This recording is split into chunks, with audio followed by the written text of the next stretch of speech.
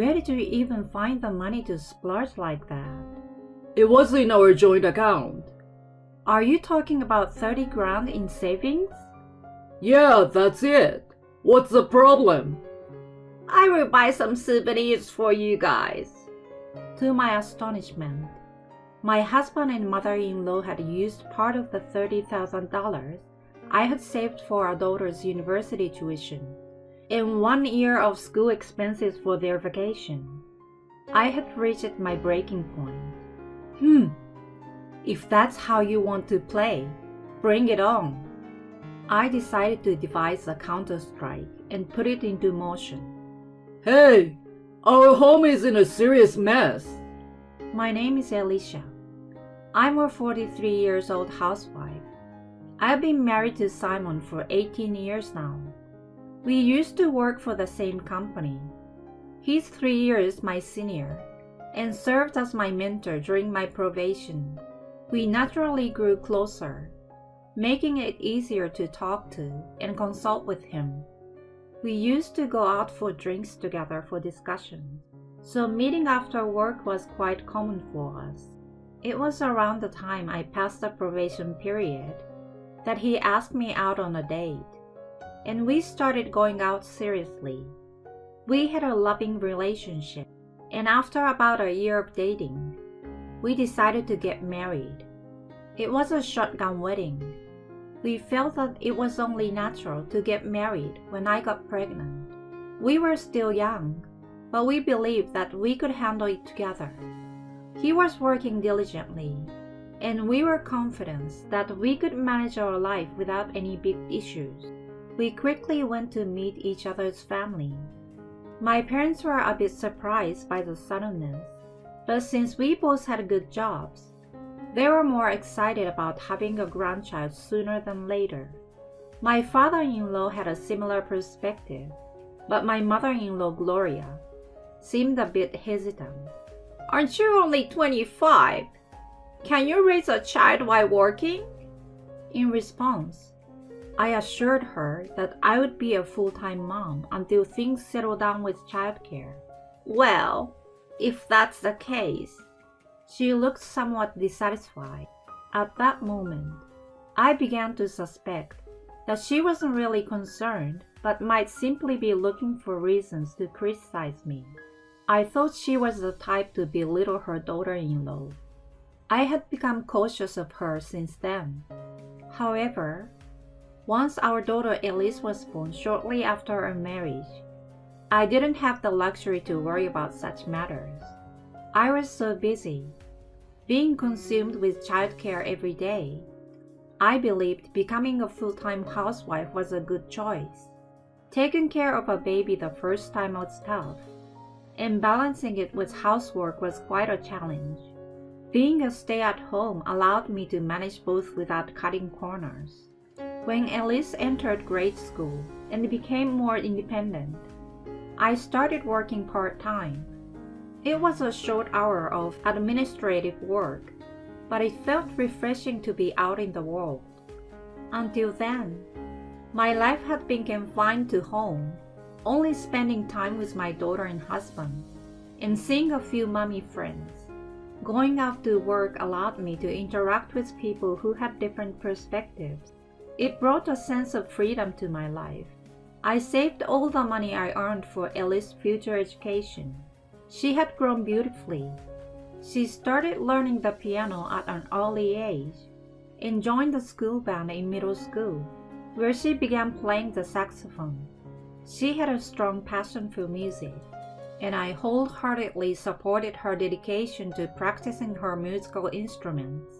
In addition to that, she excelled academically, always maintaining top grades. I never pushed her to study. She was self-motivated and responsible, qualities I deeply admired. I wanted to support her in pursuing the future she desired as much as possible. Then one day, a significant change came to our lives. It was the decision to let Gloria live with us. What prompted this was the passing of my father-in-law due to illness. I'm worried about Mom living alone. So can she stay with us? Huh? You mean living together? Yeah, we have extra rooms, and I already told her. What? You decided without talking to me? Yeah, because I don't see any problem, you know. Simon had decided on his own to let her move in with us. This happened a few years ago when Elise was in her 7th grade. How come you never mentioned it before? I thought a matter like this was better to decide sooner than later. You know, it takes some time to sell the house too. Don't tell me it's already sold. Yeah, it is. So she's coming. Oh my God. My daughter and I no longer had the option to refuse. Surely, with nowhere else to go, we couldn't reject her moving in with us. Reluctantly, we agreed to live with her. However, I was filled with anxiety. She had harbored hostility toward me, as I had felt when we married. I supposed that it would come to the forefront if we were living together. Such worries occupied my mind.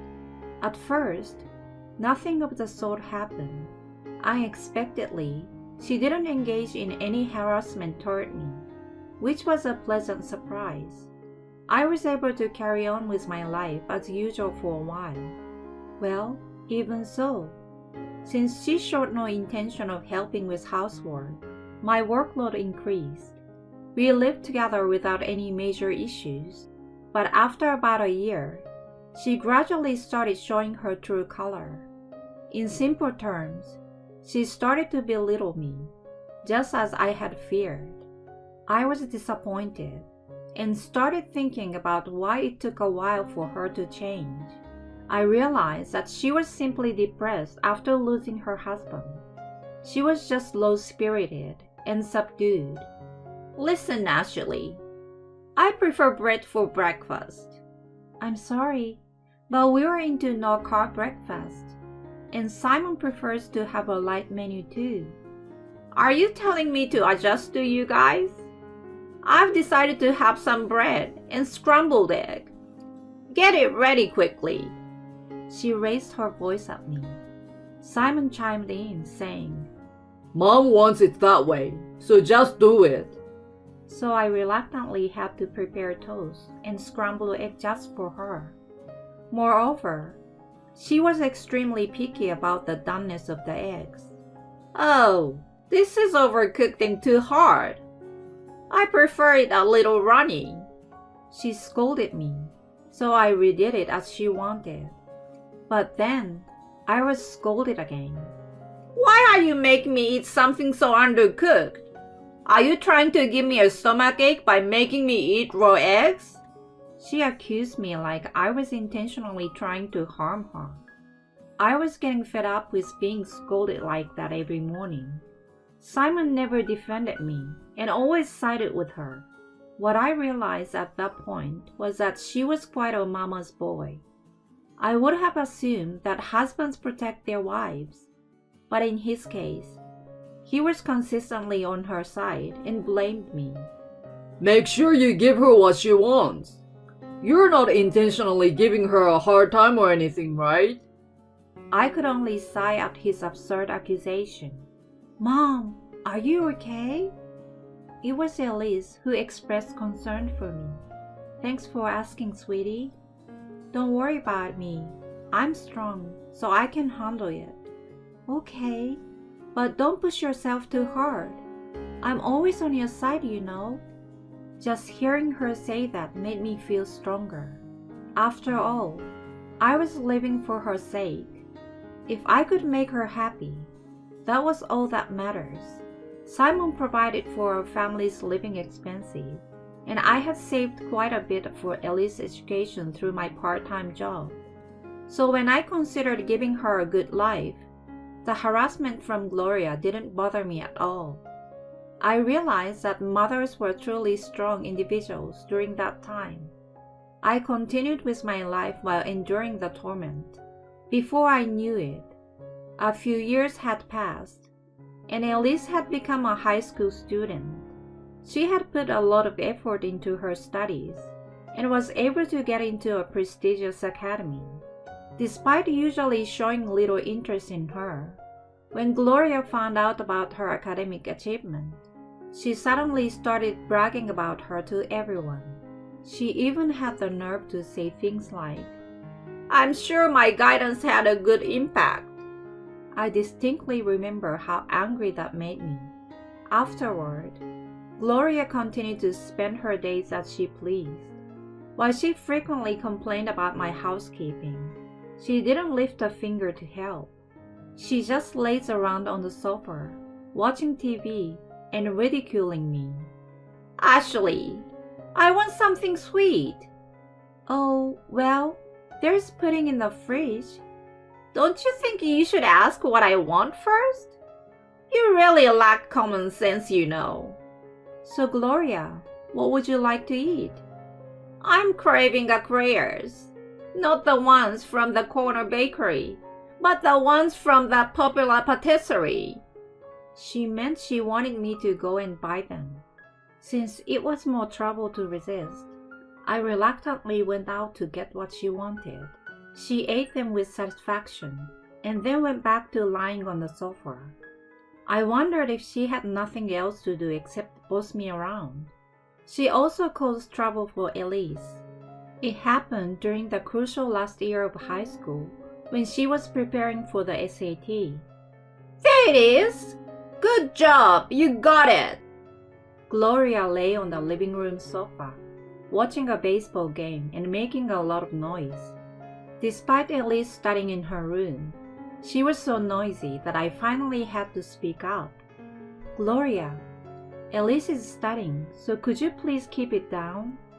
When I reprimanded her, she wore a very dissatisfied expression. "Why should I have to be considerate of my granddaughter?" "We live together, so it's important to be considerate of each other, don't you think?" "In that case, you should allow me to indulge in my passion for baseball." "Oh yes, that was a great hit. Follow through." She continued to watch the game, chirling even louder. I had no choice but to ask my parents who lived nearby to let Elise come over and study. They agreed, and I drove her there. I felt bad for imposing on her and my parents, so I reported the situation to Simon. I expected he would address it with Gloria, and the issue would be solved. However, he sided with her once again. Mom really loves watching baseball. If Elise doesn't mind studying elsewhere, that should solve the problem. At that moment, it became clear that he valued his mother more than his own daughter. I decided to stop relying on him. I was my daughter's ally, and that was enough. From then on, I started sending her to my parents or to her friend's house to study. Whenever I apologized to her about it, she always responded with a smile and said it didn't bother her at all. With her diligent studies and extracurricular activities, she was successfully accepted into her first choice university. I celebrated her achievement wholeheartedly. Both Simon and Gloria were also delighted at that time. I was quite certain that Gloria would boast about it to others, but I couldn't help that. I waited for Elise's graduation day, wondering what nonsense she would tell people. However, on the day before the graduation, Simon and Gloria said something outrageous. "We're going on a trip to the Bahamas tomorrow." "What? What are you talking about? Tomorrow is Elise's graduation ceremony. Even though it's your daughter's big day, you're going on a trip too?" I couldn't get days off from work at any other time. Just take lots of pictures for us. I'm going on a sun and sea vacation with Mom. Seriously? We will be gone for a week. A week? Where did you even find the money to splurge like that? It was in our joint account. Are you talking about 30 grand in savings? Yeah, that's it. What's the problem? We'll buy some souvenirs for you guys. To my astonishment, They had used part of the $30,000 I had saved for our daughter's university tuition and 1 year of school expenses for their vacation. That was saved up for Elise's education. You can save it up again. Yeah, don't be so uptight. I had reached my breaking point. Elise was also appalled by their audacity. If they were going to behave this way, I decided to take matters into my own hands. I devised a counter-strike and put it into motion.